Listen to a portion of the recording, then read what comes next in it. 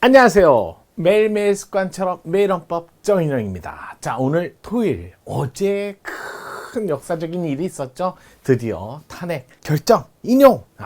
이거 통치구조 이제 한번 이제 또 이제 한번 해야죠. 어차피 근데 너무 뭐 뉴스나 이런 데서 잘 나왔기 때문에 뭐 제가 뭘 이렇게 또 해봐야 뭐 다 아는 내용이고 국민적 관심이 있고 대부분 다 그래도 조금 한번 나중에 한번 살펴보도록 하겠습니다. 어차피 아마 올해 문제에서는 큰 이변이기 때문에 어떤 어떤 문제든 헌법을 문제로 삼고 통치구조가 있으면 분명히 나오지 않을까요? 대통령 오늘 또 문제 우연히 더 같은가요? 한번 볼게요. 5급 공채에서 나왔던 통치구조 문제인데요. 대통령 권한 문제였어요. 살펴보도록 하겠습니다. 자, 대통령 권한에 대한 설명으로 옳지 않은 거 그렇게 어려운 문제가 아니라 그냥 헌법 조문은 그대로 낸 것 같아요. 어차피 대통령 권한이 73조부터 74조, 75조, 76조, 77조, 79조, 뭐 80조, 81조 쭉 있죠. 쭉 있는데 그 중에 이제 그 조문을 이렇게 조금 문제로 낸 것 같아요. 자, 기본적으로 대통령 개념만 좀 볼게요. 행정부죠, 행정부. 행정부 수반이고 수반. 그 다음에 국가 원수이고 이렇게 얘기하죠. 그 다음에 국민의 대표로서 민주적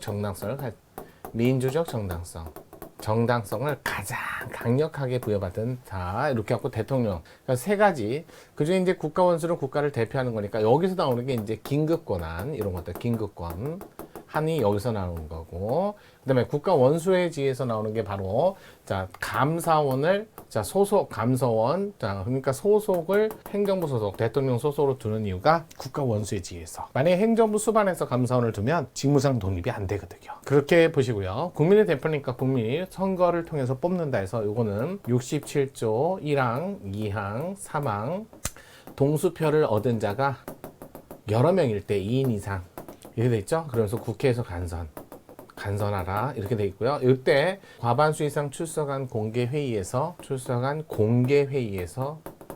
다수표를 얻은 자 이렇게 돼 있죠. 다수표를 얻은 자. 자, 1인이 혼자 나오셨을 때는 무득표가 아니라 자, 선거권자, 국회의원 선거권자의 3분의 1 이상의 득표를 해야만 당선이 된다. 요번에 이제 문제됐던 게 이제 4월 4일 11시 22분 때부터 권한이 이제 사라졌죠. 대통령 지금 없어요. 그래서 보궐선거 해야죠. 보궐선거. 권위 됐으니까. 권위. 사라졌으니까 이제 없죠. 대통령직이 권위 됐으니까. 보궐선거. 여기 뭐라고 돼 있다? 60일 이내.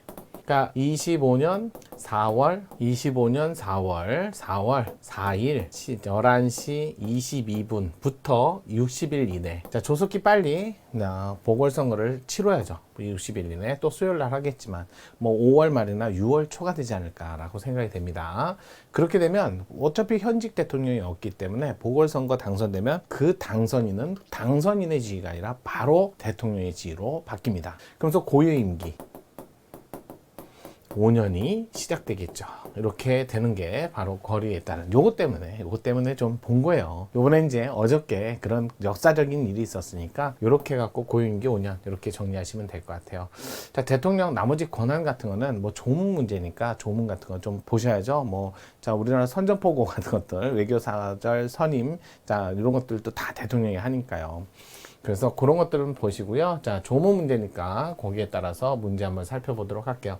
뭐 어렵다라기보다는 그냥 간단한 문제였어요. 옳지 않은 거. 자, 대통령 조약 체결, 외교사절, 신임, 접수, 파견, 선전포고 강화 이것도 마찬가지로 73조 이렇게 갖고 조문이 있는 거 71조부터만 쭉 있어요. 73조, 79조, 78조, 79조 대통령 법률이 정한 바에서 사명, 가명, 복권 79조 이건 79조죠. 명할 수 있다. 그다음에 세 번째 대통령은 헌법과 법률이 정한 바에서 공무원의 임명권을 가지나 검찰총장, 합동 참모의장, 각군 참모총장, 국립대학교 총장, 대사 기타 법률이 정한 공무원과 국영기업체 이것도 자 89조에 가보면 있어요. 89조에 자 국무회의 심의를 거쳐야 되는데 거기 국영기업체 관리자 임명도 국무회의 심의를 필수적으로 거쳐야 된다. 있어요. 89조 16호에 있죠. 16호에 자, 4번 대통령 국회 출석 발언할 수 있지만 서한으로 의견 표시할 수 없다. 서한으로 의견 표시가 가능합니다.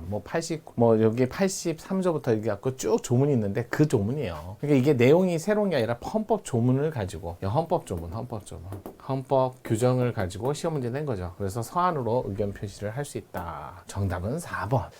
자, 거짓말이 거짓말 낳고 또 뭔가 잘못한 건데 그걸 바로 사과를 하지 않고 사과 또는 반성하지 않고 계속 그걸 덮으려고 하다 보니까 결과가 안 좋잖아요. 우리도 우리 일상생활을 살면서도 그런 일이 자주 부딪힐 수밖에 없는 일상생활이 많잖아요. 그럴 때마다 바로바로 시정하고 잘못을 인정하는 것도 좋은 사회생활인 것 같아요. 오늘 문제 헌법 조문이에요. 자주 안 보시죠? 좀 이렇게 쭉 한번 읽어보시는 걸 권장합니다. 행정부표는요 66조부터 100조까지고요. 그중에 감사원 조문이 97조부터 100조까지 들어있어요. 이번 계기로 인해서 전 국민이 헌법에 대한 생각과 헌법에 대한 조금 더 심도 깊은 관심 이런 것들이 높아진 것 같아요. 헌법은 정말 국가, 현대사회에서 정말 갖춰야 되고 알아야 되고 우리 좌우명 아니겠어요? 대한민국 좌우명 꼭 알아야 될 것 같아요.